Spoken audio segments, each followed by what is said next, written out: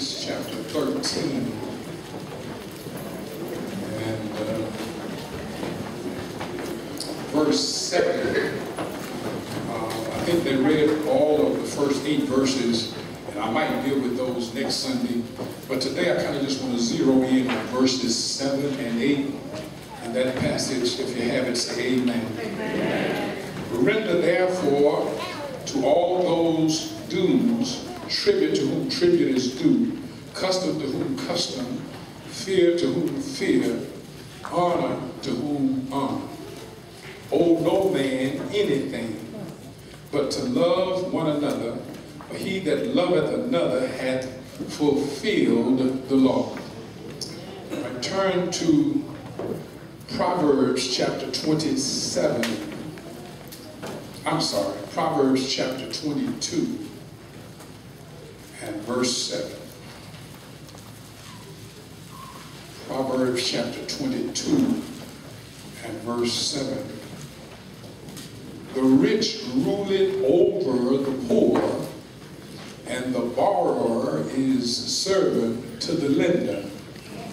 The rich ruleth over the poor, and the borrower is servant to the lender. Deuteronomy chapter 28. Deuteronomy chapter 28.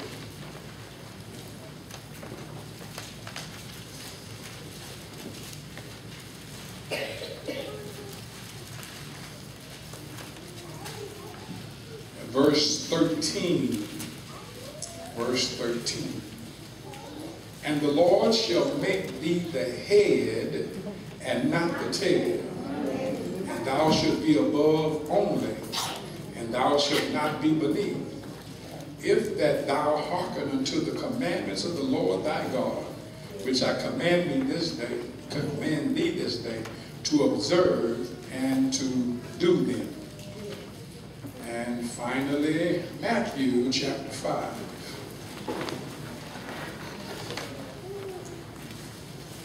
Matthew chapter 5.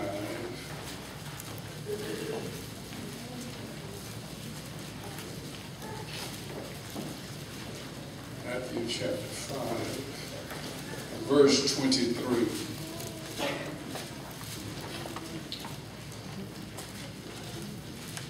Therefore, if thou bring thy gift to the altar, and there remembereth that thy brother hath aught against thee, leave there thy gift before the altar, and go thy way. First be reconciled to thy brother, and then come and offer thy gift. I want to talk about debt destruction.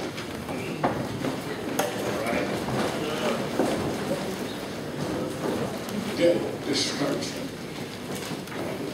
Destroying your debt. Destroying your debt. We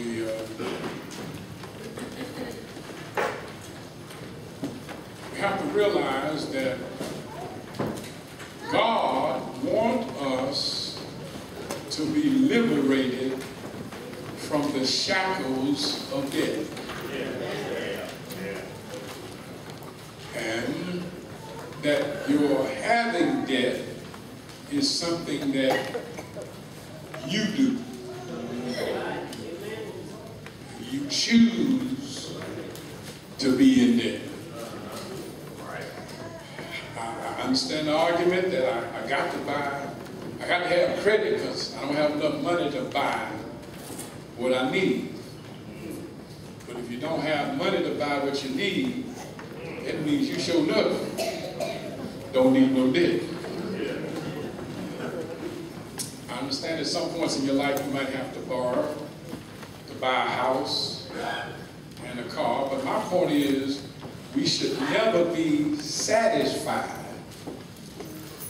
in the rut of debt. All right? Yeah, ain't no amen gonna happen at Daytona because the young folk, it ain't happened yet. And And the old folks say it's too late for them. So. But let me just say this, why I'm getting started, is that I am not suggesting that having debt is ungodly. Because Jesus said, if your brother come to you in need and want to borrow, you should lend him or give him.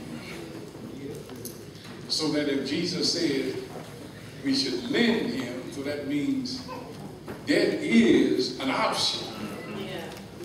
Oh, help me, Holy Ghost.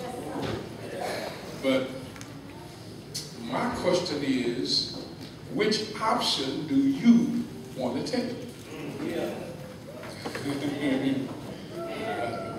Let me start with a decision. The decision that you decide what side of this issue you're going to be on. All right.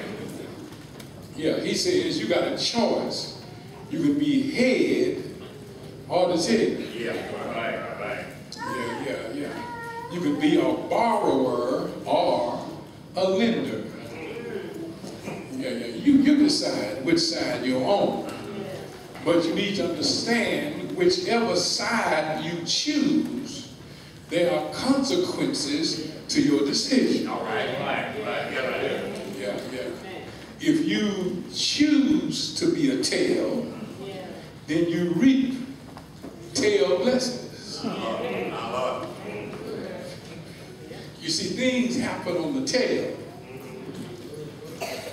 that are not so good. Seem like to me I would prefer being the head rather than being the tail.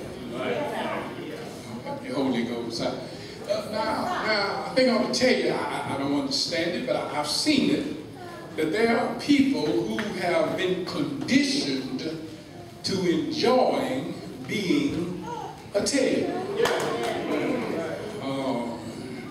Some folk don't want to be in charge of their destiny. Right.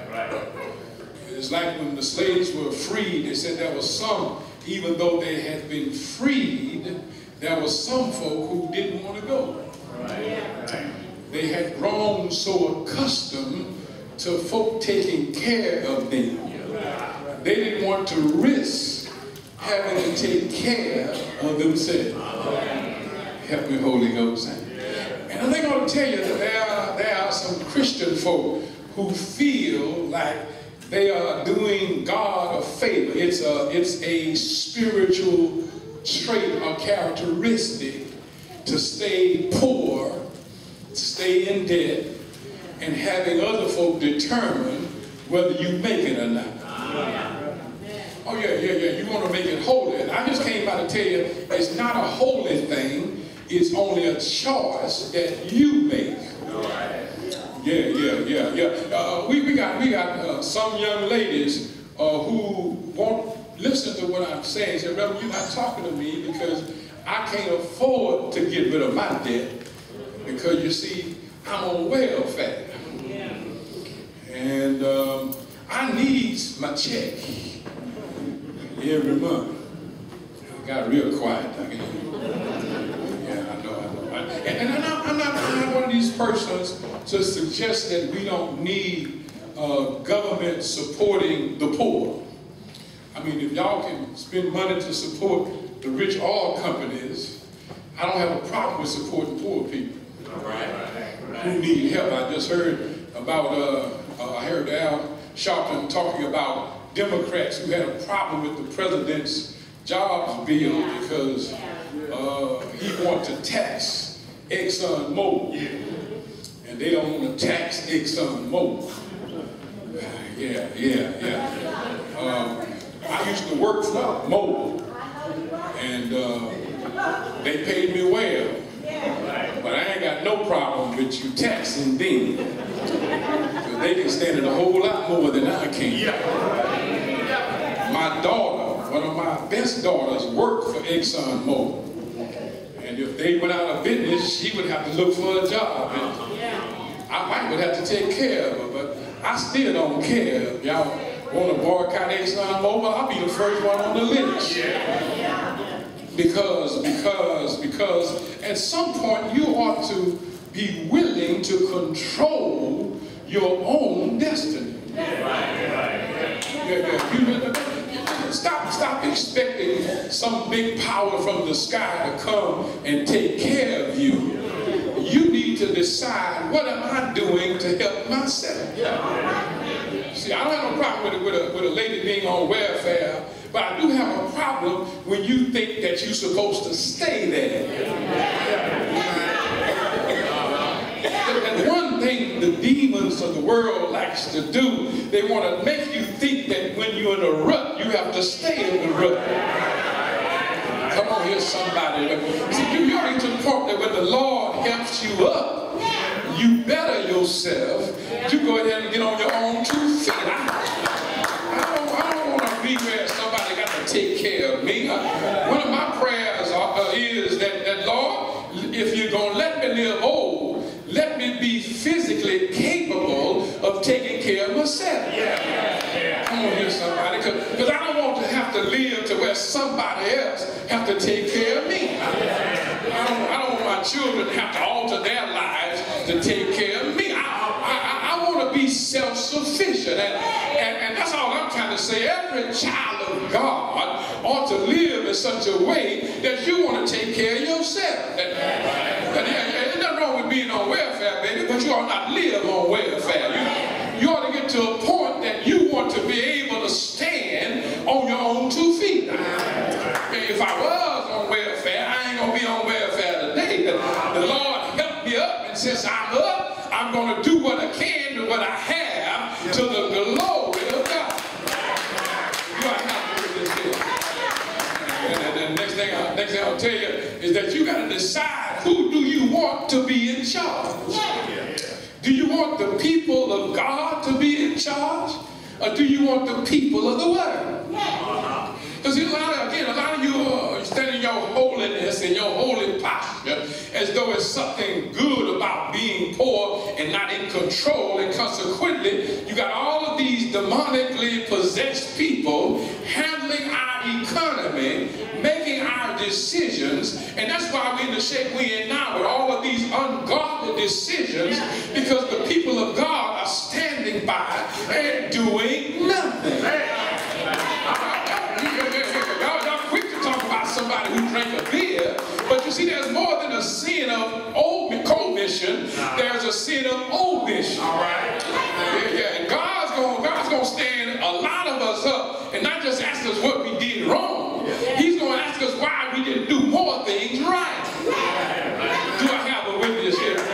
Seems like to me, I'd rather have a God-fearing man in the office of president than to have a demon in the office of president. I'd rather have folk who fear the Lord in Congress than a whole lot of folk who trying to do what they want to do in Congress. I'd rather have somebody who are accountable to God than somebody that's accountable to some kind of pressure support that comes from some sideshow where you have these special interests, lining folk pockets in order to make them some money, and they can almost justify anything.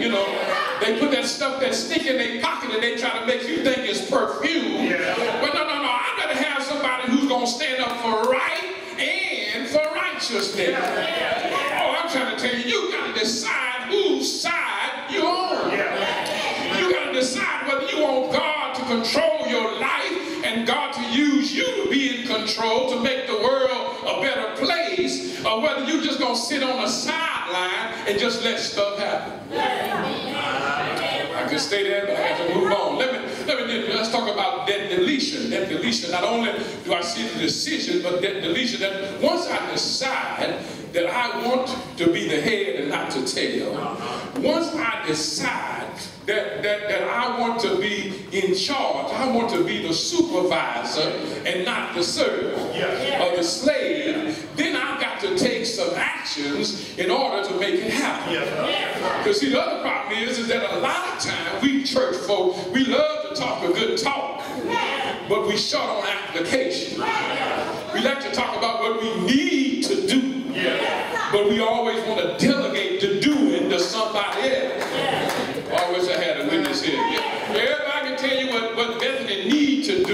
but nobody's willing to do what needs to be done. I have a witness here. It doesn't get done talking about it. It doesn't get done thinking about it. But you have to take action in order to make the debt deletion or destruction a reality. Do I have a witness here? How do I delete my debt? How do I get rid of my debt? Well, first of all, I'm glad you asked that question. I'm going to give you some steps, some simple steps. It's not rocket science. It's not something I hadn't told you before, but I'm going to say it today. Write it down, and then you can get started. Number one, you got to have what I call a discovery.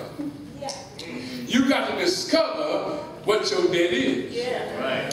It's amazing to me how folk just live by happenstance.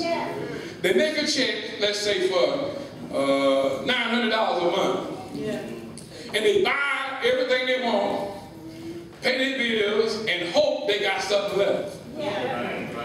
And then when they run out of money, they want to say, uh-oh, what happened? Okay? Well, you can't live your life like that. God does not want you to live your life that way. That first of all, if you expect to be successful financially, you see, God is a God of not chaos. God is a God of that which is decent and in order. He has no problem with being organized. We act like it's spiritual to be unorganized. But unorganization, disorganization is a demonic function, not a godly function. Do I have a witness here? Number one, find out, discover, sit down and